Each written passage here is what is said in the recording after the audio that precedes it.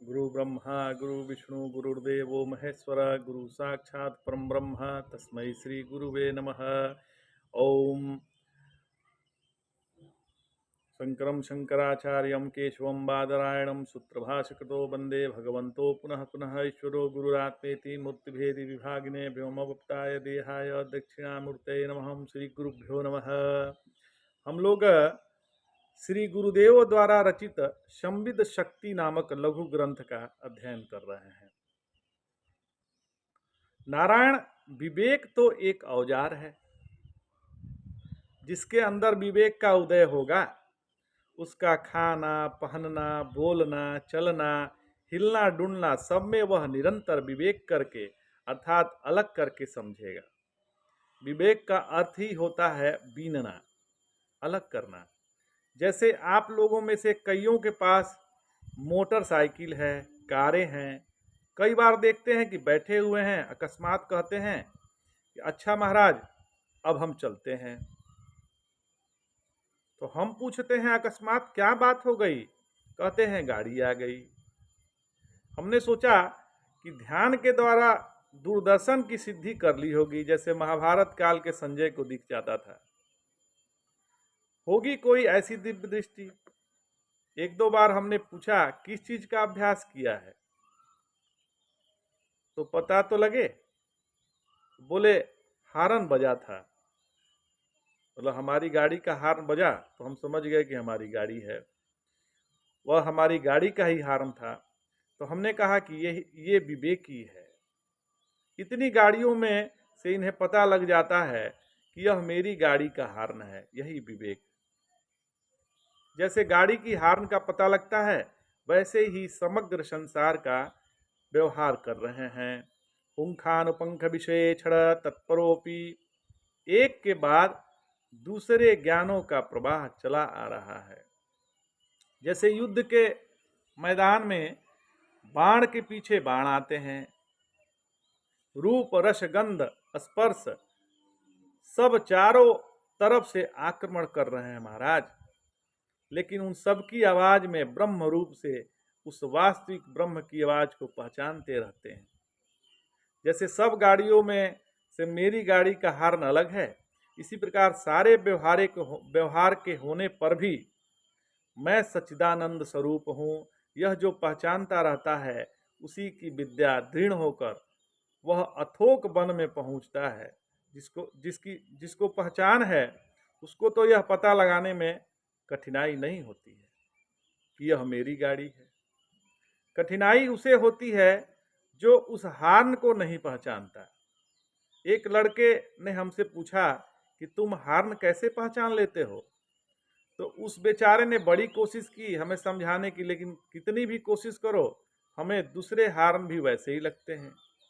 जिसने पहचान लिया उसको लगता है कि ये झट से क्यों नहीं पहचान लेते, इसमें क्या मुश्किल है। जिसने नहीं पहचाना उसको लगता है कि यह बड़ा कठिन है, बड़ा मुश्किल है। कैसे पहचाने? सबकी एक जैसी तो आवाज है। इसी प्रकार से ज्ञानी को लगता है कि रूप रस गंध शब्द स्पर्श सबके अंदर ज्ञान एक जैसा ही है। इसमें मुश्किल क्या है? सामने वाला कहता है कि रूप रस आदि सब तो समझ में आते हैं, लेकिन ज्ञान क्या है यह समझ में नहीं आता। नारायण आचार्य शंकर भगवान कहते हैं, जब यह पहचान हो गई तब मनुष्य अशोक वन में पहुंच गया। मतलब वो पहुंच जाता है, क्योंकि जब मैं अपने आप को चिदानंद रूप समझता हूं तो शोक बेचारा किधर से घुसे। ऐसा समझने पर चिंतामणि गृह की प्राप्ति होती है। जब वह चिदाकाश में पहुंचा तब कहा, शिवाकारे मंचे परम शिव प्रयकनीलयाम। तब शिव रूपी मंच की प्राप्ति होती है। मंच मौचे अर्थात खटिया को कहते हैं। संस्कृत भाषा में मंच और हमारे राजस्थान के भाई बहन उसे मौचा कहते हैं। शिव ही मंच है जहां वह आनंद की लहरी मिलेगी। शिव किसको कहते हैं? शिव किसको कहते हैं? तो शिवेति मंगलम नाम यस्य वाची प्रवर्तते भस्मी भवंती राजेंद्र महापातक कोटयः। अति धन्य महाभारत में बताया गया है कि शिव ऐसा मंगलवाचक नाम है जिसे वाणी से कहना भी शोधक है। वाची कहकर बताया गया है कि मन में न भी हो, बिना मन के भी यदि मंगलवाचक नाम शिव मुंह से निकल गया, शिव शब्द वाणी के द्वारा प्रवृत्त किया जाए तो करोड़ों महापाप भस्म हो जाते हैं। महाराज, यह शिव का लक्षण है कि वाणी के द्वारा भी प्रकट हो गया तो पापों को, महापापों को भी नष्ट कर देता है।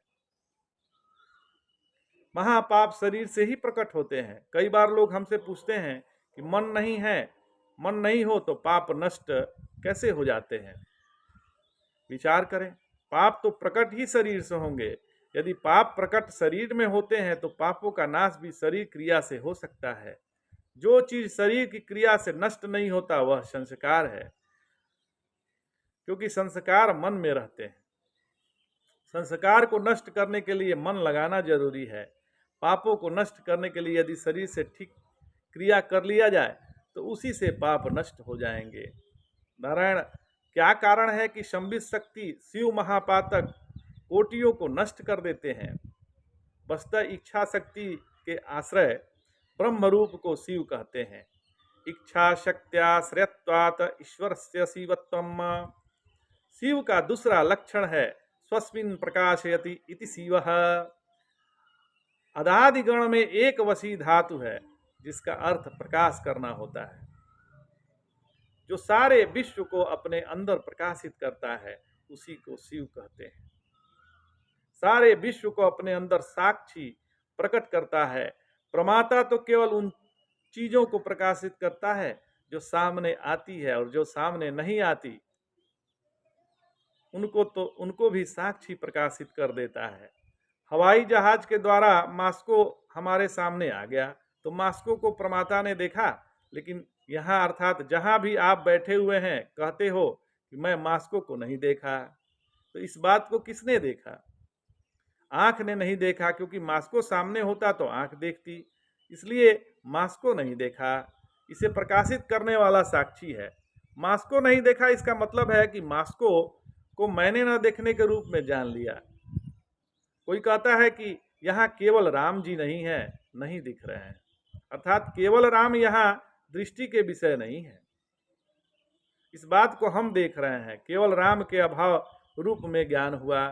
संसार के सब ज्ञान दो रूप से है, एक ज्ञात संबंध से और दूसरे अज्ञात संबंध से। केवल संबंध का फर्क है। घड़ा सामने होता है, सामने है तो घड़ा ज्ञात है, और इस बात को हम जाने हैं कि घड़ा जान लिया। घड़ा सामने नहीं होता तो घड़ा ज्ञात है। इस रूप से हमने घड़े को ही जान लिया।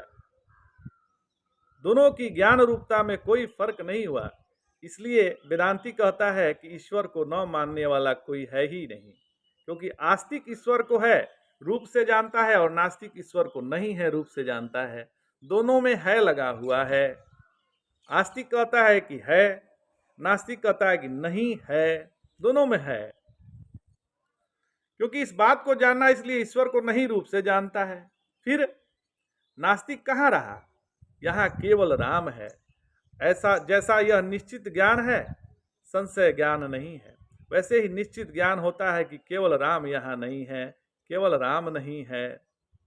यह निश्चित रूप से वही कहेगा जिसने केवल राम को जान रखा है। वो जानता है कि राम है, तभी न कह रहा है कि यहाँ नहीं है।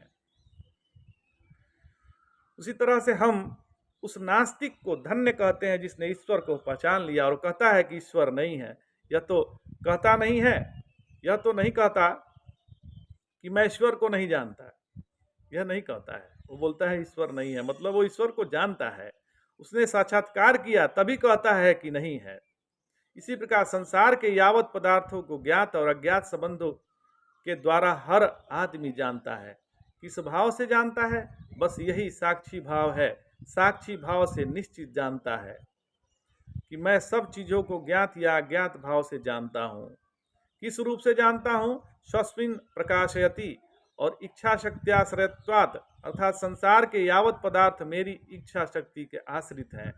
मैं मास्को को नहीं जानता तो मास्को को जानने की इच्छा मेरे में है। न केवल मैं मास्को को जानता हूँ बल्कि मास्को आनंद रूप से इस बात को भी जानता हूँ। नहीं जानते तो इच्छा कैसे करूं? दुनिया भर के अप्राप्त पदार्थ की इच्छा करते हैं। जिस लड़की से कोई परिचय नहीं है उससे ब्याह भी कर लेते हैं, तभी करते हैं। अनुभव नहीं है वह सुख का आश्रय है। इच्छा की आश्रयता भी हमेशा इस रूप में होती है, यही शिवाकार मंच है। नारायण दूसरे, यह महापातकों को नष्ट करने वाला है।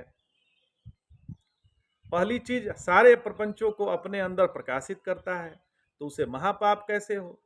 नहीं हो सकता। शराब पीने वाला शराब को जीभ से जानता है, प्रमाता बनकर जानता है, लेकिन शराब को हम भी जानते हैं, अज्ञान संबंध से, साक्षी भाव से जानते हैं। शराब का स्वाद नहीं जानते, इस बात को जानते हैं।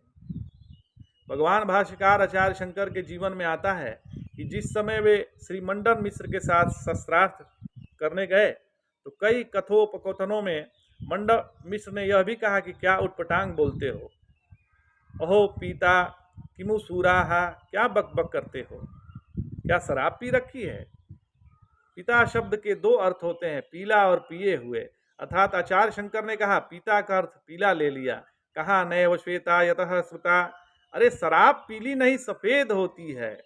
मंडन मिश्र ने जवाब दिया कि आपको रंग का भी पता है। भगवान भाष्यकार ने कहा कि मेरे को तो वर्ण का ही पता है, आपको तो उसके असर का भी पता है। अहम वर्ण भवान रस्म, शराब पीकर आदमी अंड बंड बोलता है, यह जानते हैं। साक्षी भाव में स्थिति होने पर चूंकि चीजों से संबंध सब काल में है, क्योंकि सब मेरे में ही है, तो अब पातक किससे संबंध करें?